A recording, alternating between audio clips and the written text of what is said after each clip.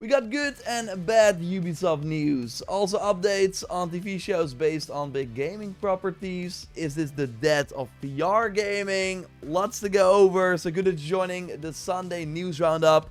And let's go. Yes, lots of Ubisoft related news this week, starting with an interesting new mode that they're going to introduce, one that I could actually see being a test bed for future Ubisoft games. So during FPS Day in Japan, the Division team revealed that they will be doing a lot in March for the 10th anniversary of the franchise, and this includes the introduction of a realism mode. As you might know, the Division can really have bullet spongy enemies if you don't use the right equipment or loadout.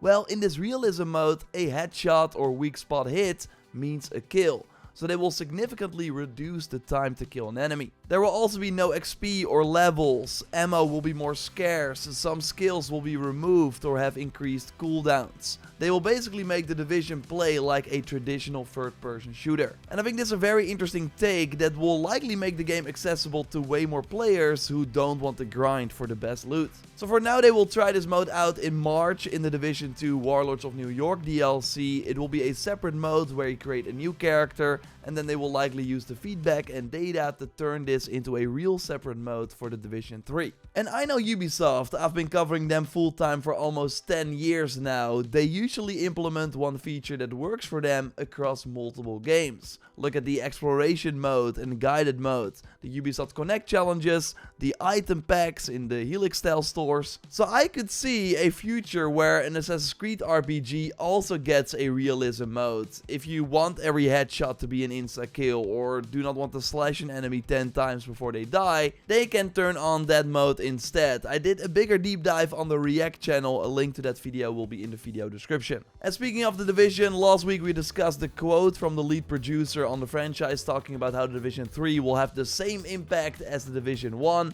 And well, that person has now left the franchise to go work at DICE on Battlefield. So Ubisoft says, don't worry, they got other veteran talent working on the franchise. And I would not worry either, and would even argue that this might be good news. Like sure, Julian worked on many projects, but was most recently the creative director on Star Wars Outlaws. And I really think that game failed because of his creative decisions. These were later changed back in post-launch updates, making the game much better, but the damage was already done. So I think it's good that new blood is stepping up. We will also be getting a 60 FPS update for Far Cry 3, Primal and Blood Dragon, as Ubisoft teased in a new cryptic image, also confirming that these updates will drop on Wednesday, January 21st. So then all Far Cry games will be 60 FPS on current gen consoles, just in time for a Far Cry 7 reveal this summer.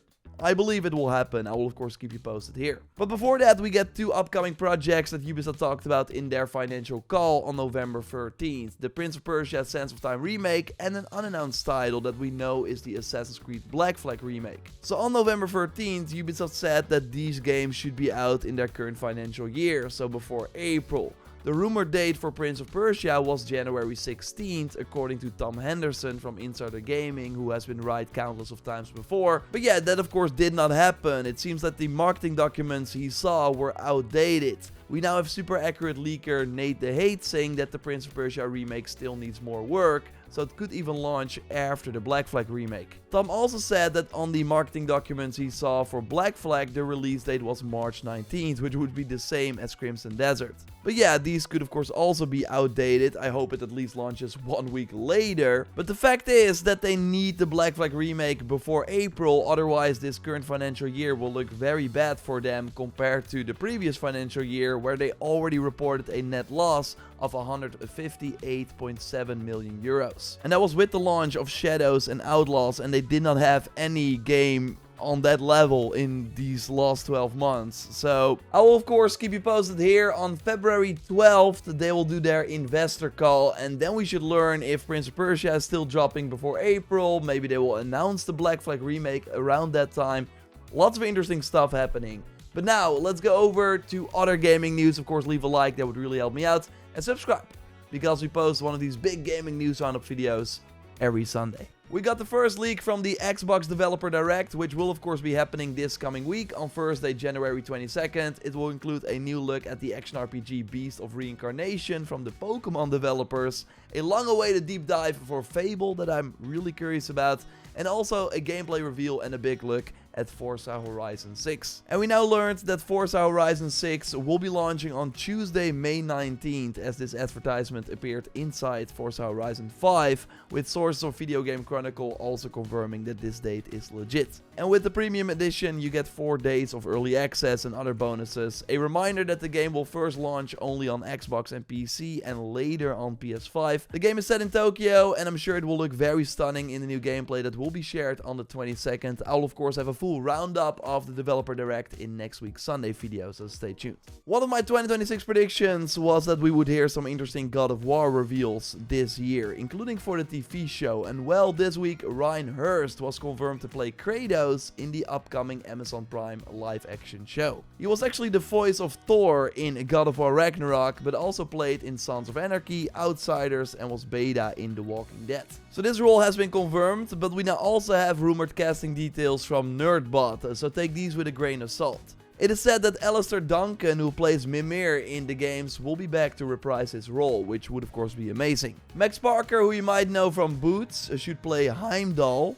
And Oliver from Severance should play Thor, and Teresa Palmer should play Sif, Shield Maiden and of course wife of Thor. We know the series has already been greenlit for 2 seasons, but with them already casting Ragnarok characters, I would not be surprised if they change quite a few things instead of making the first season a straight up retelling of the 2018 game and then doing Ragnarok in season 2.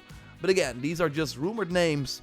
I will keep you posted if we learn more. Yeah, Amazon is clearly going all in on video game adaptations after the success of Fallout. We also saw a first look this week at Sophie Turner as Lara Croft in the upcoming Tomb Raider TV show.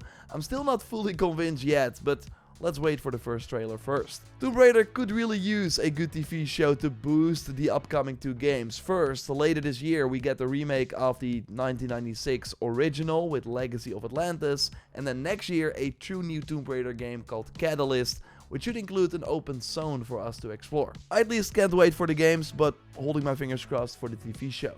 Now we have bad news for VR, as the only huge company that was still heavily investing in this technology has announced major layoffs and is closing big VR studios. Every year Meta has been putting money behind a huge end of the year MetaQuest exclusive. In 2023 that was Assassin's Creed Nexus, in 2024 that was Batman Arkham Shadow, which was very well received, and we got Deadpool VR last year. A great strategy on paper, but something that still did not move the needle.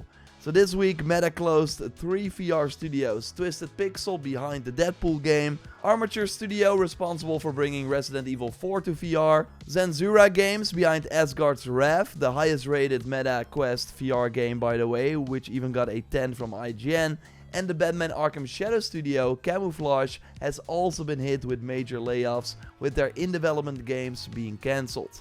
And it also seems like a Harry Potter VR game was also cancelled. So basically, are we gonna see more AAA VR games from Meta? It seems unlikely, and the reason for this, like any other tech company, is that they're now focusing more on AI for different wearables and phone features. They of course put a ton of eggs in the metaverse basket, but according to Bloomberg, they've lost $70 billion in this pursuit without any major returns, while their smart glasses do show more potential. I think VR not really taking off shows that even though the technology is impressive, if it's not comfortable to wear while relaxing, and if it doesn't really enhance the type of games we already enjoy, but instead just offers a more limited experience, it's sadly not going to work. Until we can wear Ray-Ban style VR glasses, this technology will remain very niche. Moving on to the Rumor Roundup, a weekly segment where I look at the biggest leaks and rumors of the week and rate them with stars. 3 being I believe it, and 1 being let's take this with a huge grain of salt. So this week we heard rumors regarding a PlayStation 5 Pro update expected to be out before the end of March, and this update should improve AI upscaling features similar to AMD's VSR 4. Boost frame rates, even for games that were capped at 70 and 80 FPS, upscale low resolution for classic games, which should be great, and overall it should also improve image quality and performance. So these rumors line up with what Moore's Law is Dead has been reporting on his YouTube channel, but it could of course be that this Japanese Twitter account is simply relaying that information. So I give 2 stars. Shaky sources, but I do believe Moore's Law is dead.